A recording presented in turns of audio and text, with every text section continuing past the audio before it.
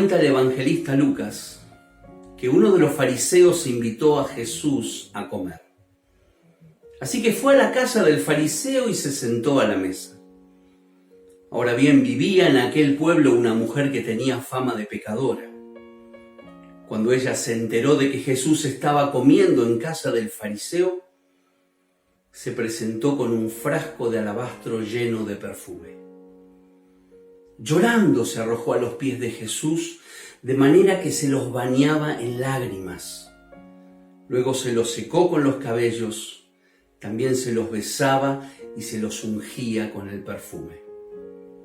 Al ver esto, el fariseo que lo había invitado dijo para sí: si este hombre fuera profeta, sabría quién es la que lo está tocando y qué clase de mujer es, una pecadora.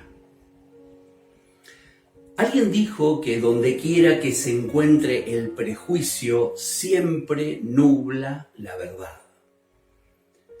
Para Gordon Allport, un psicólogo especialista en la personalidad, el prejuicio es una actitud suspicaz u hostil hacia una persona que pertenece a un grupo, y que por el simple hecho de pertenecer a dicho grupo, le presumimos las mismas cualidades negativas que se adscriben a todo el grupo. Y nos advierte que el prejuicio, a pesar de ser automático, es un pensamiento aprendido de forma inconsciente desde que somos pequeños e influido también por quienes nos rodean. El peligro es precisamente ese, pensar que nuestro pensamiento es la única verdad y no solo un punto de vista. Prejuzgamos por un montón de cosas, por la situación social de alguien, por la ropa que viste, por la nacionalidad de la cual proviene, por su elección sexual, hasta por el auto que usa. Y hoy en día acostumbramos prejuzgar por cuestiones políticas, y de acuerdo a quién te represente políticamente, hay una cantidad de adjetivos descalificativos para vos. Y si decís no ser parte de uno, no ser parte de otro, sino que estás en el medio, también hay adjetivos para vos. Lo triste también que estamos muy propensos a prejuzgar teológica y espiritualmente a los demás. Y solemos encasillar, menospreciar y hasta distanciarnos de quienes piensan, de quienes interpretan, de quienes creen y viven la espiritualidad de una manera diferente a la nuestra. Bueno, justamente este fue el problema de Simón el fariseo, un gran prejuicio espiritual. Lo tenía hacia la mujer. Su prejuicio era que se trataba de una pecadora perdida y sin remedio. Lo tenía respecto a Jesús. Es simplemente un maestro, no un profeta de verdad. Y lo tenía sobre sí mismo. Se creía que era la mejor persona de toda esta historia. Para entender cómo trabaja el prejuicio, cómo desactivarlo, estaría muy bien que nos detengamos por un momento en el caso de la mujer, que para Simón era una pecadora perdida y sin remedio. Este prejuicio lo había construido seguramente a través del chusmerío que rondaba en el pueblo. Era una mujer dedicada al pecado, posiblemente prostituta.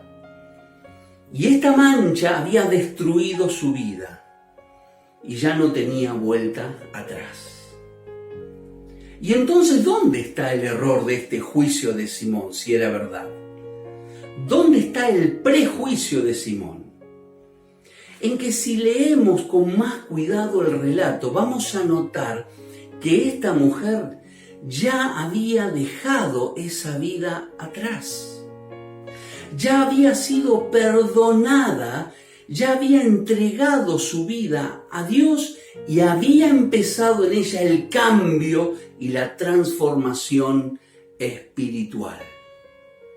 Pero para el fariseo seguía siendo la peor clase de mujer. Ella había cambiado, pero el prejuicio no. ¿Cómo deducimos esto? Bueno, por dos expresiones del texto. En primer lugar, por las actitudes que ella tiene. Entra a la casa gracias a la costumbre de permitir el ingreso a las fiestas públicas. Se extiende a los pies de Jesús. Llora, seca los pies con sus cabellos, los unge con aceite y los besa. Estas acciones no son para tratar de ganar el perdón del Señor. No son con el fin de congraciarse con Él, sino que son muestras de gratitud y amor al Señor porque ya había operado en ella el poder del perdón de Dios. ¿Cómo lo sabemos? Porque Jesús mismo interpreta así estas acciones como expresiones de cariño, respeto y amor genuino. Miren lo que le dice a Simón. Si ella ha amado mucho, es porque sus muchos pecados le han sido perdonados. Ella ya había sentido en el pasado el perdón de Dios, había experimentado a Dios limpiando su vida. Ahora tenía la oportunidad de demostrarle al Señor su amor. Y el segundo dato revelador del texto es lo que le dice Jesús. Tus pecados quedan perdonados. Parece una confirmación del perdón que ella había sentido antes. Nada había cambiado. Fuiste perdonada, seguís perdonada. El Señor perdonó, el Señor olvidó. Era como decirle, sácate la mochila, no te atormentes más, no sufras más por esto, ni lo recuerdes. Fuiste perdonada, seguís perdonada. Aquí hay una gran enseñanza para nuestra vida.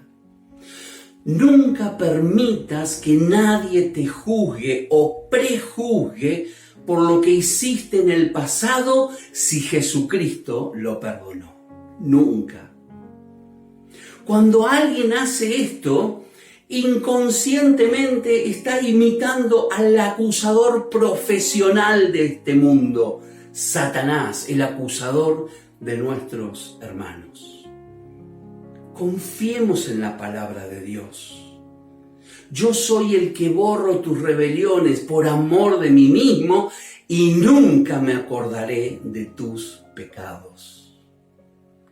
Y si Dios mismo no nos recuerda nuestros errores y nuestras faltas, cuánto menos los demás, cuánto menos nosotros a nosotros mismos debemos culparnos por un pasado que Dios ya borró. No te prejuzgues, fracasado, pecador, perdido.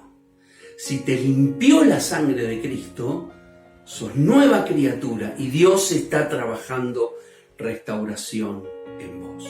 Por eso esta mujer se pudo llevar del encuentro del Señor la última frase: vete en paz. Pero para Simón, el fariseo, el prejuicio no lo podía cambiar. Y no nos engañemos. Es lo que nos pasa a nosotros también. ¿Cuánto nos cuesta desarmar un prejuicio que hemos construido para los demás? Es como que hemos activado una bomba que no sabemos desactivar. Es como si el prejuicio en nosotros se va fosilizando con el paso del tiempo y nos cuesta muchísimo desintegrar. Albert Einstein decía, triste época la nuestra, es más fácil desintegrar un átomo que un prejuicio. Hermanos míos, en este encuentro el Señor nos está desafiando, nos está confrontando para que destruyamos prejuicios. Para que, como dijo Jesús en la montaña, seamos hijos de nuestro Padre que está en el cielo, que hace que salga el sol sobre malos y sobre buenos, y que llueva sobre justos y sobre injustos. Es verdad que no es fácil. Lo decía el rey Federico el Grande. Podéis expulsar por la puerta los prejuicios, estos volverán a entrar por la ventana. Pero en este encuentro Dios nos desafía. Nos desafía en primer lugar a que demos a las personas la oportunidad de cambiar y no que nuestros prejuicios lo condenen para siempre. En segundo lugar, que demos a las personas las herramientas para cambiar, acompañándolos y ayudándolos en el proceso de transformación. Y en tercer lugar, creer en el cambio que están efectuando con la ayuda del Señor. Si no hay nada imposible para Dios, tampoco lo es que alguien se transforme y cambie para siempre. Mi oración final, mi petición final son dos. En primer lugar, que nuestros prejuicios no sean estorbos para hablar del Señor a alguien. Derribemos muros y construyamos puentes con los demás. Mi segundo clamor es que nuestros prejuicios no sean transmitidos a otros como únicas verdades y realidades, sino que enseñemos a los demás a ver y a pensar como el Señor, para que no sean esclavos de los mismos prejuicios que nosotros. Hermanos míos, quizás como el apóstol Pedro necesitemos reconvertir nuestra mente en este encuentro y como él admitir, en verdad comprendo que Dios no hace acepción de personas. Que el Señor nos ayude.